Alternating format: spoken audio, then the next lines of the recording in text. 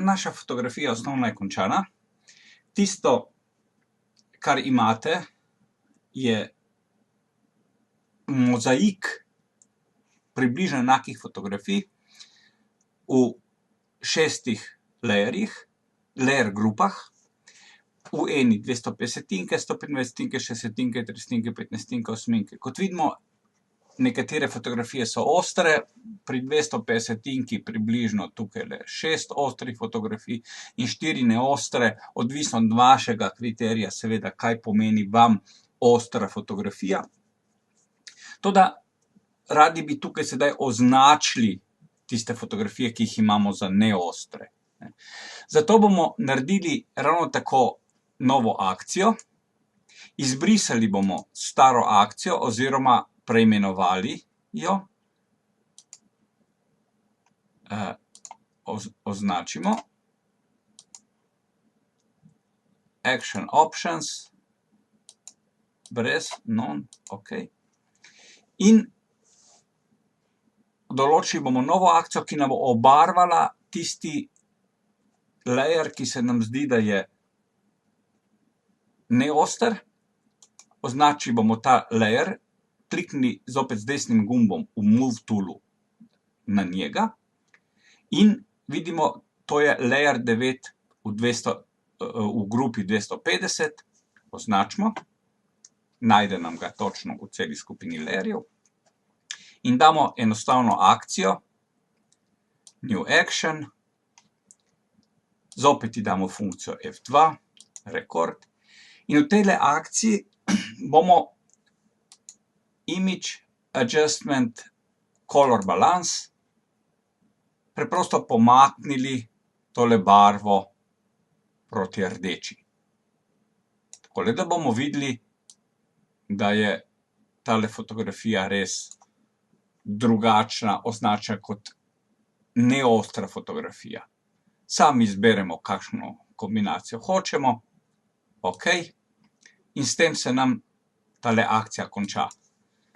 Veliko enostavno je pritisniti gumb F2, kot na vsakem ponovno določiti parametre color balansa. Torej, gremo zopet. Tale layer 6, F2,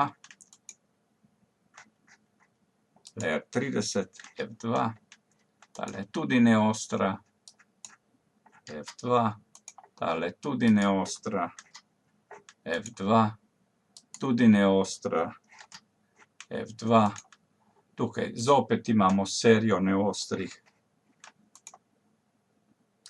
31, F2,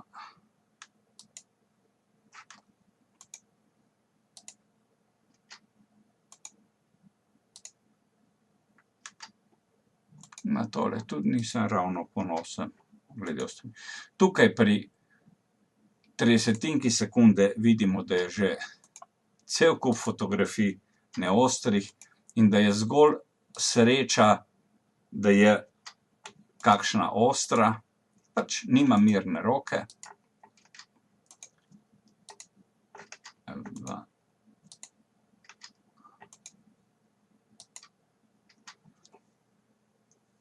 Recimo, da ti dve še nekako sprejmem.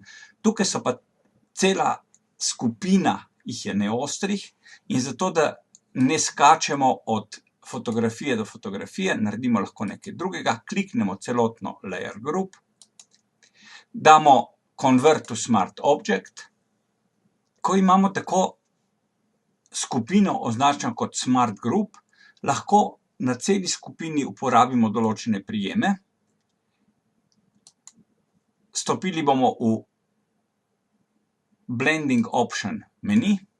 V Blending Option meniju bomo na celotno skupino dali Color Overlay, kliknemo na Color Overlay in damo malo manjši gradient, tako da se vidi spodaj, da so fotografije neostre. Pritisnemo OK. In s tem smo celotno skupino fotografij ustrezno prebarvali. ta isti postopek uporabimo tudi v skupini osminka sekunde. Lahko ta isti efekt copy, color overlay, copy layer style. Gremo tukaj in paste layer style in imamo kompletno pobarvano sliko. Vidimo, da v 250 sekunde imamo 7 ostrih fotografij, tudi na to nisem ravno najbolj ponosen. V 125 imamo celo več, imamo 8 ostrih fotografij, v 60 samo 4, v 30 samo 2, 15 pa 8 sta pa popolnoma neuporabni. Kaj sem iz tega odkril? Da pravzaprav moja roka mi ne dovoli niti pri 250 sekunde biti popolnoma siguren, da je fotografija, ki jo naredim, ostra. To pomeni, če hočem biti prepričan, da bom dobil ostro fotografijo, ko fotografiram iz roke, bom uporabil 500 sekunde ali krajši čas. Verjamem, da vi imate lahko v 250 vse ostre, tudi v 125 vse ostre, ali pa celo nekateri pri 60, odvisno tudi od objektiva in predvsem mogoče tudi od uporabe image stabilizerja. Odvisno od tega, če se boste odločili narediti 2 fotografiji, boste imeli seveda določene dodatne točke. Še tole tukaj bom ravno tako pobarval. Seveda pa tako narejeno fotografijo treba tudi opremiti s podatki, kaj gledalec pravzaprav gleda, da mu bo jasno, za kaj gre. Prvi korak, ki ga tukaj naredimo, je, da stisnemo celotno fotografijo v en sloj.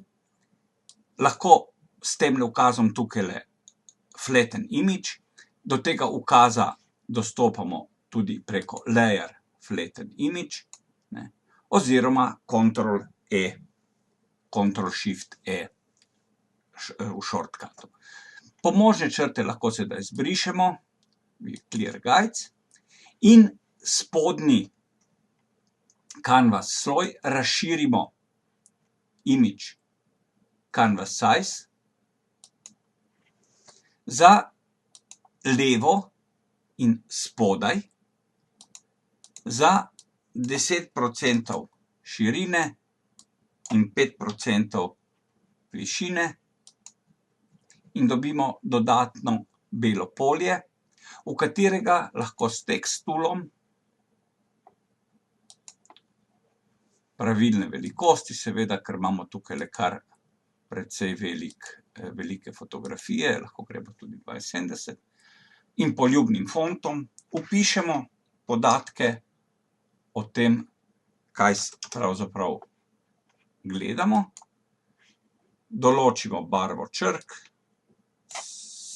črna bo čisto v redu v tem primeru. Torej imamo 250 sekunde, 125 sekunde, 60 sekunde, 30 sekunde, 15 sekunde in 8 sekunde. Prvi sloj in drugi tekst, ki ga bomo napisali, bomo upisali Fuji GFX 63 mm. To pomeni vrsto aparata in žarično dolžino objektiva, za katerega ta vaja velja. Lahko pa dodamo zraven še dodatne podatke, recimo brez IS oziroma z IS. Če je zoom objektiv, napišemo 35-105 mm pri 35 mm. S tem si omogočimo gledalcu, da mu je jasno, za kateri objektiv gre in za katere čase. Vi boste mogoče v vertikali imeli druge čase, od 500 pa do 15 ali pa glede na vašo izbiro. In ko to naredimo, zopet damo flatten image lahko tudi uredimo te čase in tako sliko shranimo kot JPEG, ki ga tukaj že imamo. Lahko seveda ga prepišemo in vidimo, da bo njegova velikost približno 2,9 megabajta, kar lahko shranimo v Moodle. S tem je vaša vaja narejena, morate samo še izvleči zaključek, kaj ste se iz te vaje naučili oziroma katero izkušnjo novo ste pri tej vaji dobili.